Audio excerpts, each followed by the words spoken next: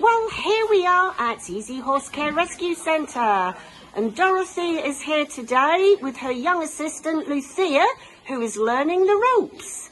So, we have Leo, we've brought him in, and he's now going to have x-rays to determine what the problem is with the fetlock. He's been on very strong anti-inflammatories and painkillers now for 48 hours, and that has made a huge difference to him, and he's able to bear weight again on that fetlock. We need to determine what's going on, because when he was rescued many years ago, all 4 tendons were highly inflamed through overwork, and for the first 6 months he had to be stabled with bandages on to take the pressure off.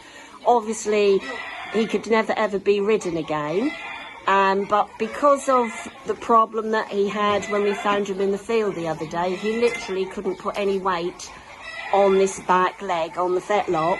Dorothea was concerned that it could be a small fracture because of the weakness in the tendon. So, we will now discover what actually is going on.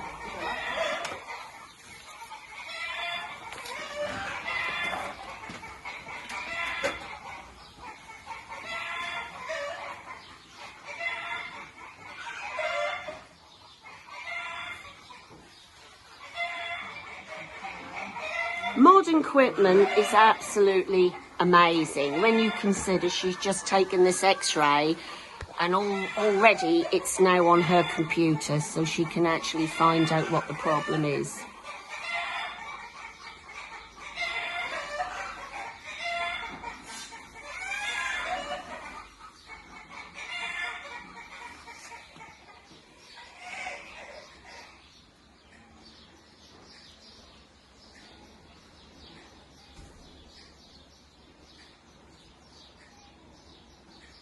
We're now looking at the fetlock, aren't we, Dorothea? Yes, we're looking at different views of the fetlock, and I'm trying to determine whether there's more than one issue in this leg. So you have on this image, for example, you can see these little tiny dots there. They very likely represent some sort of calcification in the soft tissue structure. I don't know if maybe the suspensory ligament or the joint capsule. I don't know, to determine exactly what structure. We would need to scan it.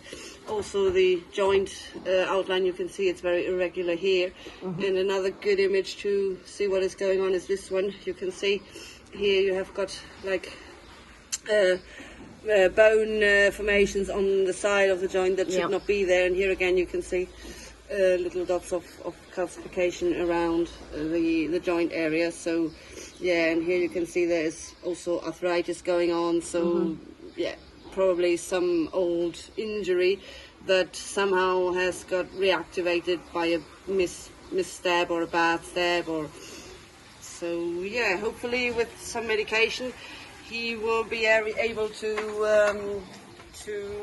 move again, but he will probably need permanent or eventual medication for this every now and then, because this is not something that we can cure. To control it. But the good news is he doesn't have a fracture. No, there's no fracture, yeah, that's true. Yeah, I was concerned in the beginning because of the degree of lameness that there could be a fracture, but fortunately there's no fracture. Okay, so well, all good news, all good news. As always, Dorothea, thank you very, very much. Not at all.